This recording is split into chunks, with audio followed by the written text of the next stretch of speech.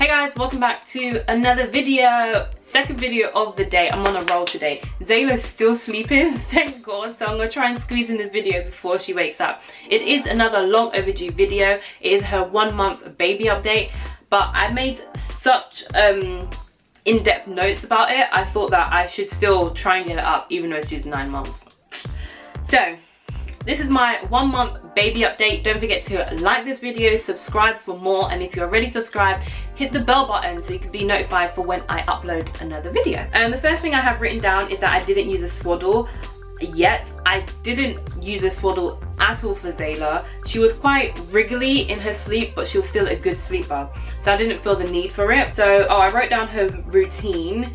So in the morning I give her a feed at 8 and then we go for a walk. And in the day, if she's sleeping, then I'll let her sleep 2 or 3 hours, then wake her for a feed. So that way, if you cut their sleep during the day, then during the night they have the period of sleep which is the longest, which is like 4 hours. So if you cut it during the day, then they're more likely to have it during the night. So that's the sort of theory behind it. Evening one, an evening wake time, and if she doesn't have this wake time, then she can be very fussy during the night. So at 11 we'll start our bedtime routine. So that's bath, massage, feed, quiet time, and then bed with calming music, and we'll put her down around 12. I know that seems really late, but from baby wise, I don't know, some book they said that it's good to put them to sleep late while they're young, and then as they get older you move their bedtime earlier. So she had a lot of gas during her first month. Obviously as a baby they don't know how to bring up gas by themselves, but she's 9 months now and she's a lot better at doing it. But we had to get a lot of gripe water, a lot of Infocol, and you could tell she had gas because she was like, she'll make that sound like not a proper cry, and I felt so bad. I didn't know what to do.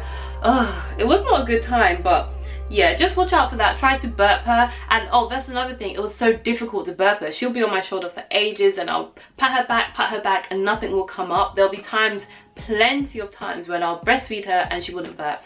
The midwife did say that just because she's not burping doesn't mean that it's bad. Because I'm breastfeeding her, there's less air bubbles in my breast milk, so it's less likely that she will burp. But you know, it's still kind of worrying.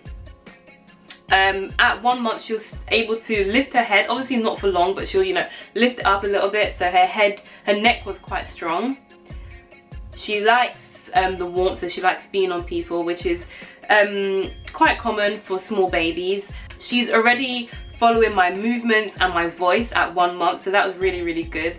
So she wouldn't constantly follow, but she'll follow for a little bit and she might get sidetracked, like if I move up and down the room, and if I talk she'll look in the direction of my voice.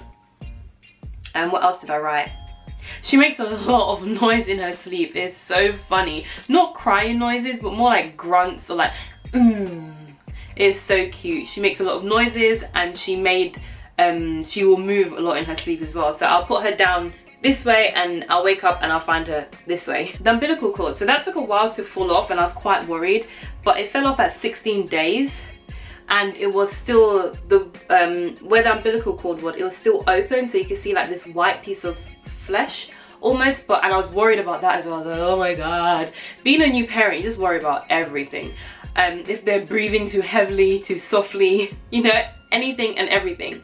But that did close up. She was, how old was she when that closed up? Because we were in St. Lucia and it was still kind of open, and she was 2 months. So maybe 2.5, 3 months it started closing up. Loves exploding, love. She'll do like at least 4 explosions per day. Jaundice, so in the hospital she was jaundiced and they almost didn't let us leave because she was just on the threshold of some jaundice percentage that if she's under it we can't go home.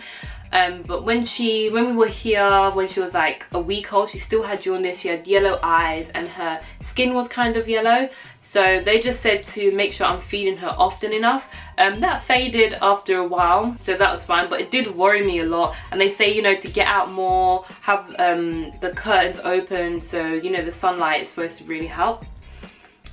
Breastfeeding cover, so I have this breastfeeding cover. It's grey and white stripes. I'll link it down below. It's from Amazon, and it can also be used as a car seat cover. But that was so amazing in the first few months of me breastfeeding, because obviously new mum, I'm a bit self-conscious, a bit insecure about just, you know, whipping out my boob and breastfeeding my baby without being covered.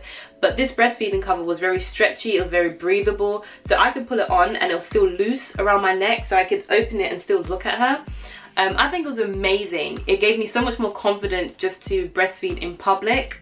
Now I don't use it. Well, when I was used to breastfeeding, I didn't use it. I stopped using it when she was around 3 months, because I was just like, you know, it's a nipple, it's a boob, who cares? So I'll just breastfeed comfortably in public with no cover. Breastfeeded. Walks. So yeah, we try to take her on walks quite often, at least once a day in the morning. Just to give her some fresh air and to get her used to enjoying walks and actually enjoying going out and being active. Night feeds. So at first I was waking up every 2 hours and waking her up every 2 hours to feed her, but then the midwife told me I don't have to do it that often and 4 hours will be fine, especially during the night. So that really helped, because after a few days of doing that I was zombified. Like, I couldn't function properly. So yeah, every 4 hours was good. It allowed me to get a lot more sleep. She was a very good sleeper when she was just born. As I say, newborns, all they do is sleep. She was very, very good. There'll be times where she would sleep for ages. She loves movement and she loves the position being on your shoulder.